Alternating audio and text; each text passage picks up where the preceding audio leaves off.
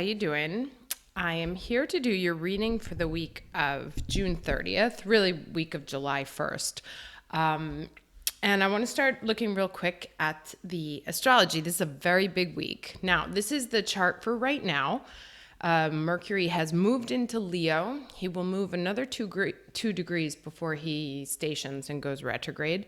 Mars is still in Cancer, but tomorrow he moves and he'll move into Leo.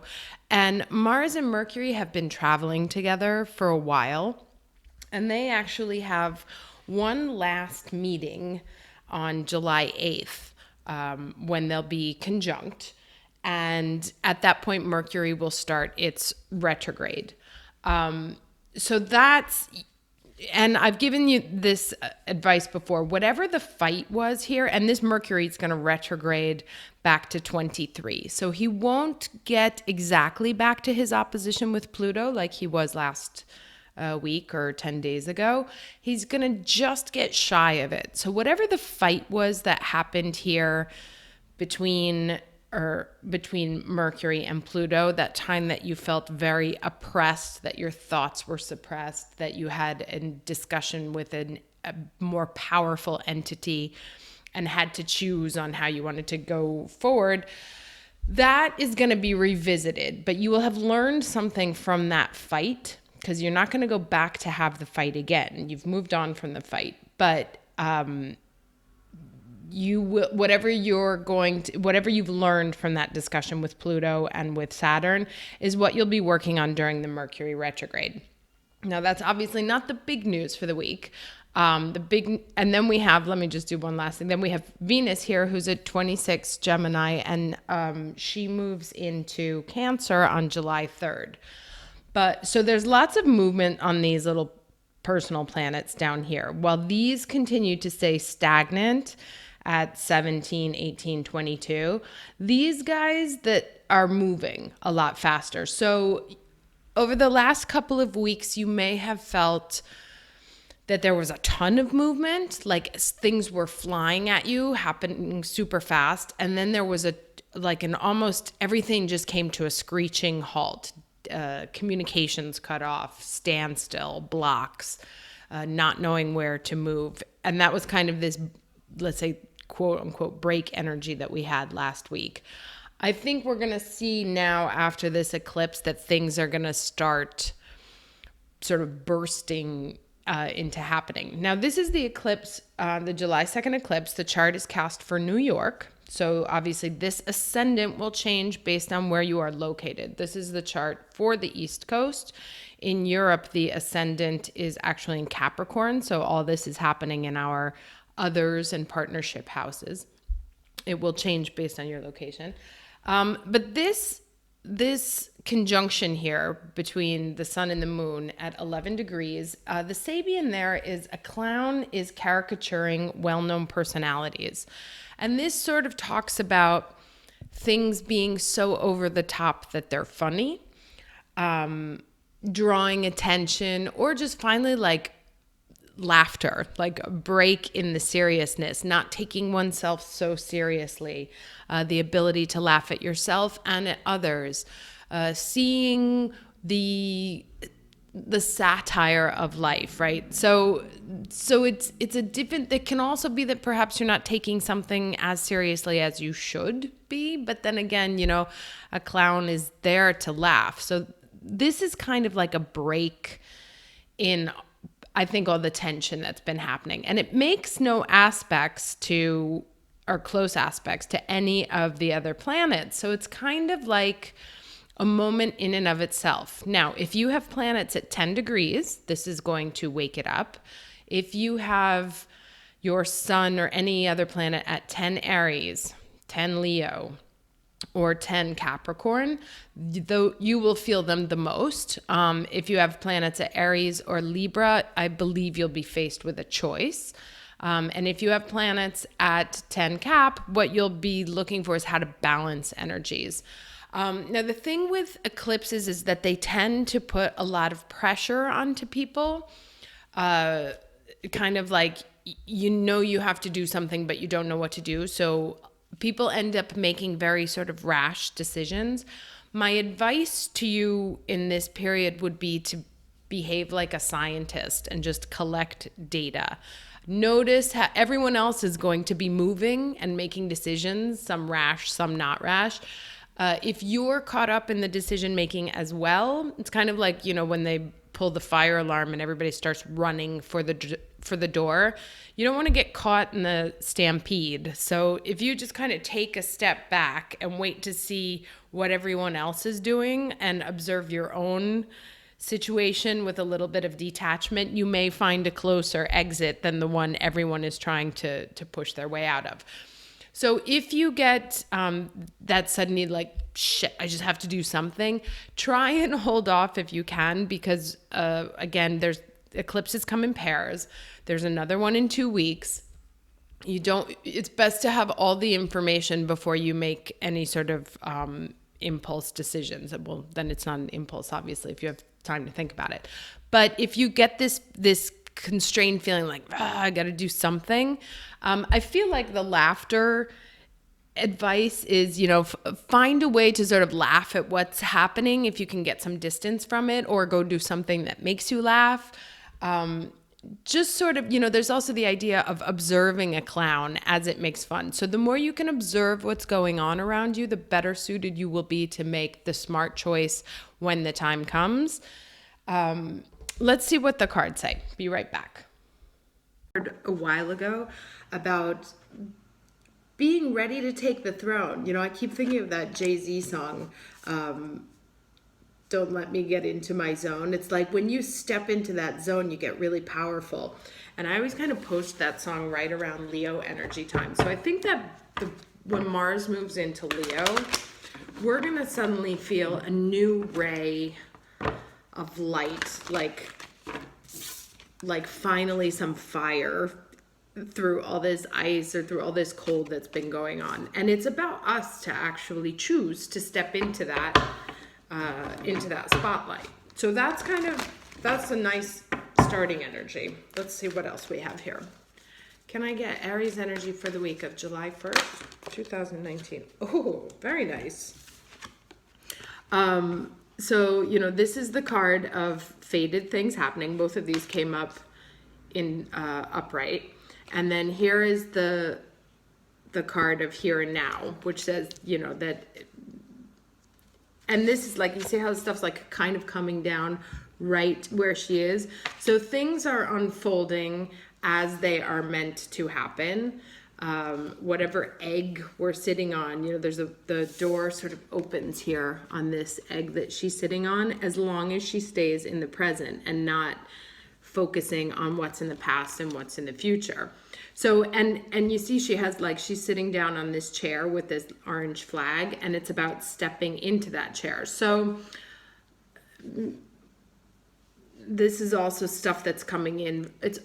I think we're going to get some really nice downloads that are going to help us like take this power.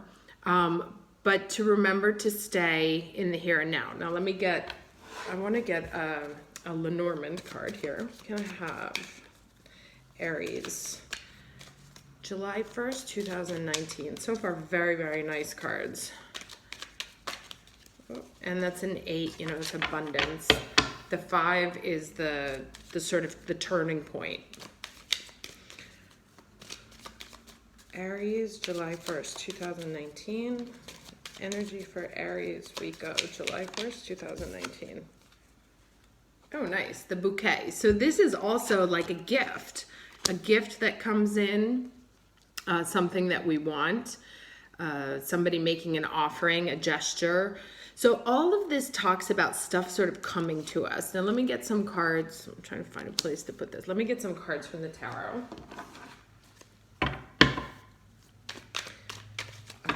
Let's shuffle these. Interesting. Nice new beginnings. Very, very nice energy so far. Can I have shuffling cards for Aries? July 1st, 2019.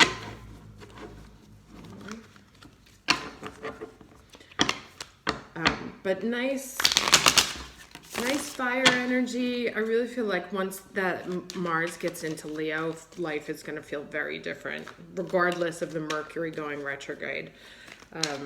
Can I have 3 cards, please, for Aries, week of July 1st, 2019?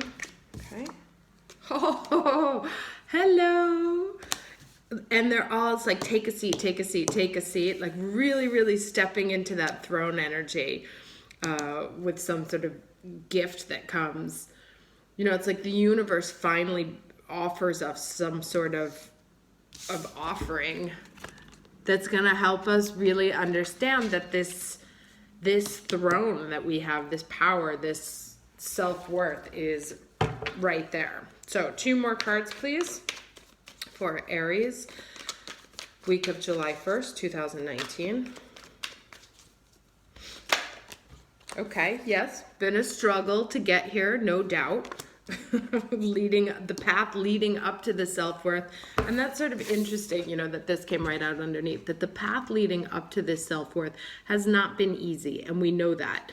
But, you know, it's the 10, and as she stands sort of looking at that chair, it's like you've been pushing uphill, walking through this sort of icy path, but there it is, kind of out of nowhere, this throne, your throne.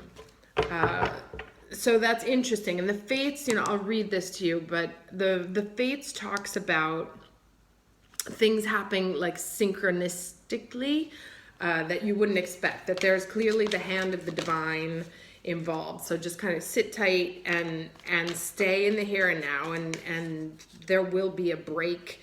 And almost like, what are the odds that you're walking along an icy path and all of a sudden there's a throne there? So it may come out of like nowhere, could be completely unexpected.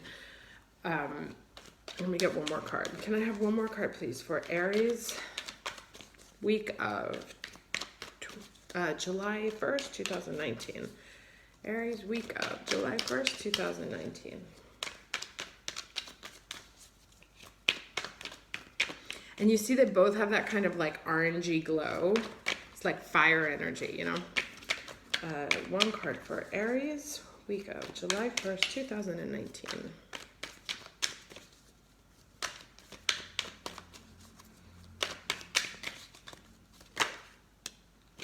Love it. All right, these are great cards. You know, there's been this struggle in the middle of everything else, but, you know, we've talked about it also. It's like you have to, when you break through the chrysalis, the process of the butterfly building its wings is what gives it the strength to then go out and face that Leo energy, you know? So it's like, here it is, like Leo season is really gonna be our moment. I want to read this Fates one here because I feel like it has a message in it, but this looks pretty clear. So okay, so yes, Oracle's message, serenity prayer sums up the meaning of this card. God, grant me the serenity to accept the things I cannot change, so stay in the here and now, the courage to change the things I can, so it's that 10 of Wands, and the wisdom to know the difference. You know, strength is also, it's like mind over emotions, having the ability to look the lion in the mouth and know how to dominate. You know, it's like these are both sort of like, I don't want to say dominating energies, but masterful energies, that whatever this 10 of Wands has been for us in the recent past, that it's helped us to master this head over, you know, instead of the tail wagging the dog, it's the dog wagging the tail.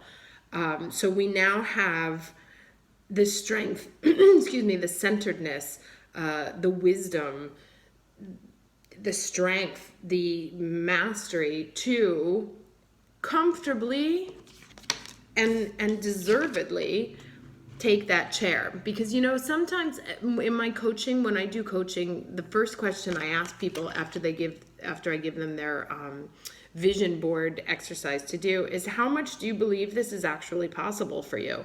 And the answer is almost always not really. Because even though we see all of this power and this wonder and this greatness in front of us, we don't always necessarily believe that we deserve it, or believe that we can actually, that it's possible for us. And so if you don't believe that this chair in the middle of an icy field is possible, then yeah, it's not. So everything that's kind of been happening over these past months has been from the divine. You know, again, here's the gift, and the bouquet is a gift. It's been the gift of understanding that yes, yes, we can. Yes, I am. Yes, I do deserve it. Yes, I can have it. And, you know, well, I just said that, so let me go on. Anyway, there are things in life you will never have control over. The conditions brought on by the evolution of the collective, by nature, and by your past experiences may be fated, preordained by spirit for a greater purpose you cannot understand. It may not be in your cards to understand why certain events occurred, but you can accept the mystery and work with what those events and your current circumstances have to teach you. So this is really also about like understanding wherein you have situations with other people also that you can't control them. What you can control is yourself. And that all of this happening, or whatever it was that was happening that came in to teach you this, was to give you that sort of power, the knowledge and the understanding that you are actually the master of yourself.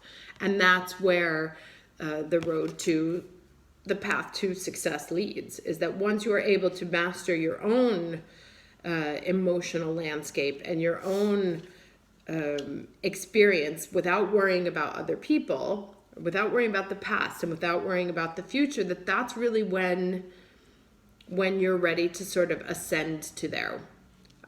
So this is very exciting. I love these cards and I love this message. So thanks for watching, and I will hopefully see you again very shortly. Take care. Bye.